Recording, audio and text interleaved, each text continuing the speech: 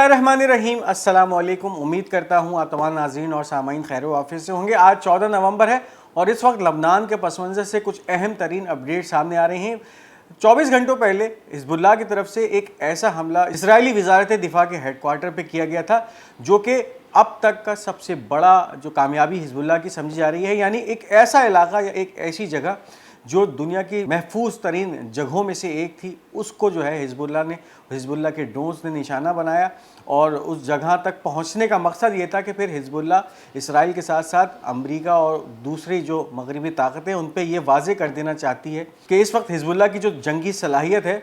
वो कहाँ तक पहुँच चुकी है। तो एक ऐसे इलाके को निशाना बनाया गया था और ये जो कार्रवाई हुई थी ये हिज़्बुल्लाह के जनरल सेक्रेटरी शेख नाइम कासिम की बराह रास्त अहकामात पे हिज़्बुल्लाह की तरफ से की गई थी और ऐसे ड्रोन्स इस्तेमाल किए गए इस हमले में जो कि इससे पहले इस्तेमाल नहीं हुए थे। अब इसके बाद एक और जो है हमला हुआ है और इस वक्त इसराइल के जो फ़ौजी या इसराइल की जो फ़ौज लबनानी इलाकों में मौजूद है, बहुत सारी फ़ौज तो इस वक्त सरहदी इलाकों में वापस आ चुकी थी, लेकिन जो इसराइली फ़ौजें मौजूद थीं वहाँ पर इसराइल के इन फ़ौजों पे हिज़्बुल्लाह ने एक शदीद शब खून मारा है और पिछले 24 घंटों के अंदर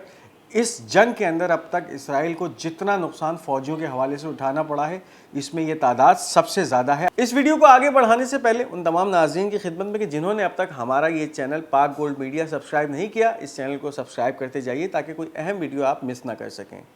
In the past hour, Hezbollah has launched by 2 times Nasr-1 rockets on the gathering of Israeli forces between Meron al-Ras and the south of Bint Jabil, a first time use of this projectile on the Israeli troops inside Lebanon.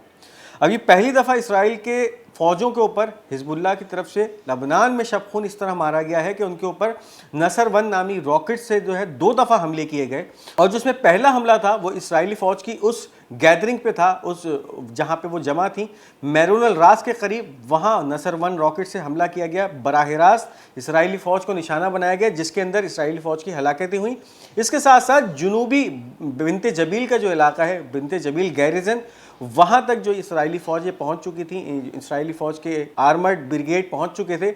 उनको target किया गया और उसके नतीजे में भी हलाकतें हुई हैं। तो इस हमले के बाद जो है इसराइली फ़ौज जो है वो काफ़ी बौखला चुकी है और इसके साथ साथ जो एक और कार्रवाई हुई है वो इससे भी बड़ी कार्रवाई है कि यानी 24 घंटे में इसराइली फ़ौज को इतना शदीद जानी नुकसान कभी भी नहीं उठाना पड़ा, चाहे फिर वो 2006 का मार्का हो जो कि लबनान और इसराइल के दरमियान हुआ, इसके साथ साथ इससे पहले की जो जंगें थी, चाहे वो 1982 या 85 की जंग हो या फिर वो 1948 की अरब यहूद या अरब इसराइल जंग हो, तब से लेकर अब तक इसराइल को शायद 24 घंटे में इतना शदीद जानी नुकसान नहीं उठाना पड़ा कि जितना पिछले 24 घंटे में इसराइली फ़ौज जानी नुकसान उठा चुकी है। अब इसके बाद जो इसराइल का एक गोलानी ब्रिगेड है उस पर एक शदीद शब खून मारा गया है हिज़्बुल्लाह की तरफ से और बहुत ज़्यादा तादाद में गोलानी ब्रिगेड के फ़ौजी अफसरान थे और उसके साथ साथ सोल्जर थे, उनको हलाक किया गया है इस हमले के नतीजे में। अब इसकी जो इत्तलात है मुसलसल इसराइली फ़ौज की तरफ से इस इंसिडेंट के ऊपर जो है वो पर्दा डाला जा रहा है, छुपाया जा रहा है और जो वाज़े तादाद है इसराइली फ़ौजियों की हलाकत की वो सामने नहीं आ रही हैं। Detail of a very difficult security incident in southern Lebanon were leaked and the death toll exceeded 16 Israeli officers and soldiers and the matter is still being kept very secret. इब्तिदाई इत्तलात थी इस हमले की जो कि गोलानी ब्रिगेड के ऊपर किया गया, हिज़्बुल्लाह की तरफ से एक एम्बुश किया गया, चारों तरफ से घेर उनको मारा गया। उसकी जो इत्तलात थी इसराइली फ़ौज उसके ऊपर मुकम्मल तौर पे पर्दापोशी करके रखी हुई थी, लेकिन अब वो जो ख़बरें हैं वो लीक होना शुरू हो गई हैं और अब जो इत्तलात आ रही हैं 16 इसराइली फ़ौजी अफसर और उसके साथ साथ सिपाही हैं जो कि हिज़्बुल्लाह के इस एम्बुश में हलाक हुए हैं और अभी भी इस मामले को जो है वो इसराइली फ़ौज की तरफ से सीक्रेट रखा जा रहा है। यानी इसराइल की तरफ से अब तक सिर्फ 6 इसराइली फ़ौजियों की हलाकत की खबरें आई हैं जिसमें एक इसराइली फ़ौज का कप्तान है, बाकी 5 सिपाही हैं। लेकिन इस वक्त जो अब इन खबरों ने बाहर निकलना शुरू कर दिया है तो इसराइली फ़ौज को शदीद जानी नुकसान पहुँचा है। वाक़या जो है वो इस तरह हुआ है कि इसराइली फ़ौज एक घर को जो है वो घेरती है जहाँ पे उनके मुताबिक हिज़्बुल्लाह के मुजाहिदीन मौजूद होते हैं। घर में दाखिल होती है ये 16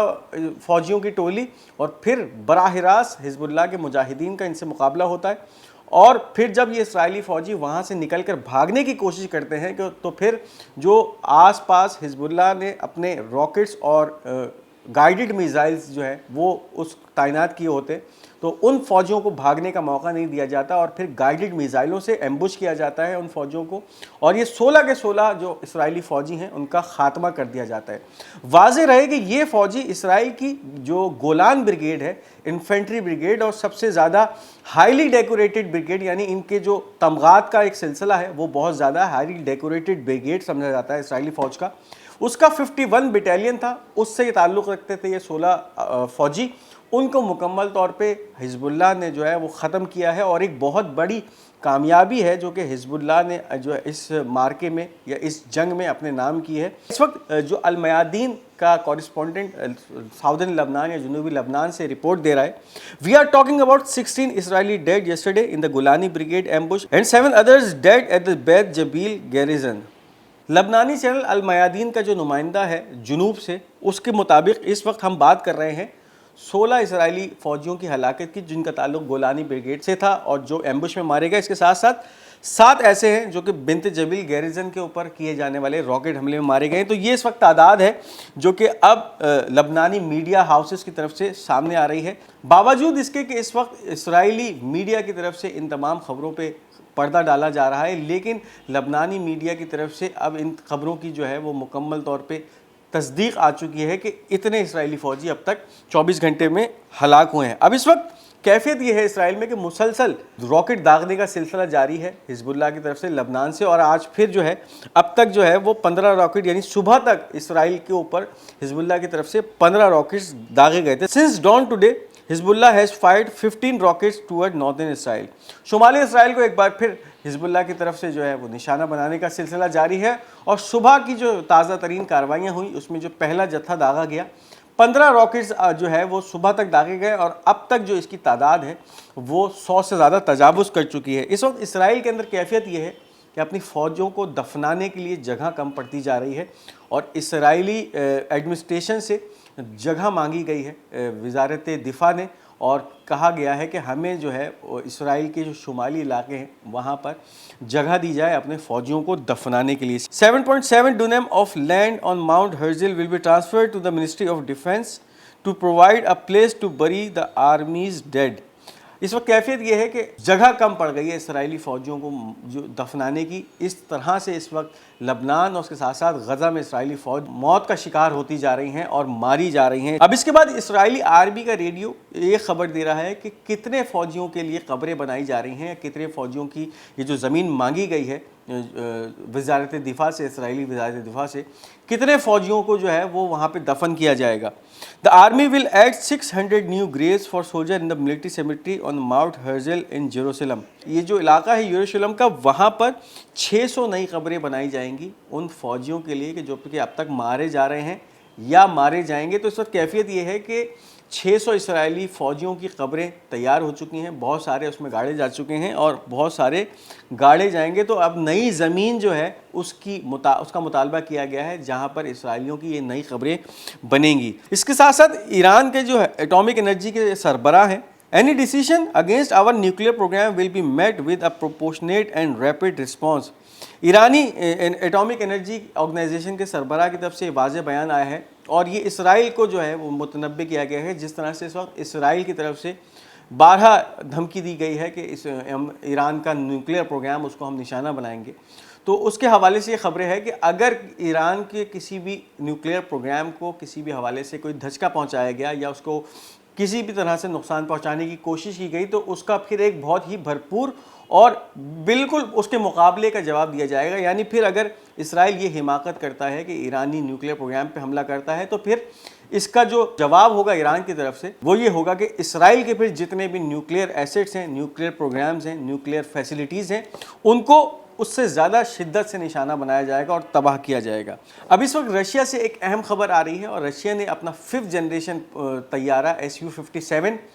پیش کیا تھا زوہائی ایئر شو میں اور اس کو کافی پذیرائی ملی تھی وہاں پہ۔ اب اس حوالے سے خبر ہے Russian Rostec corporation orders have been issued to mass produce the Su-57 fighters to meet domestic and foreign contracts as Russia has signed contracts with a number of countries to export the Russian Su-57 stealth fighter. ایک طرف China کا J-35 اور اب Su-57 Russian ساختہ، یہ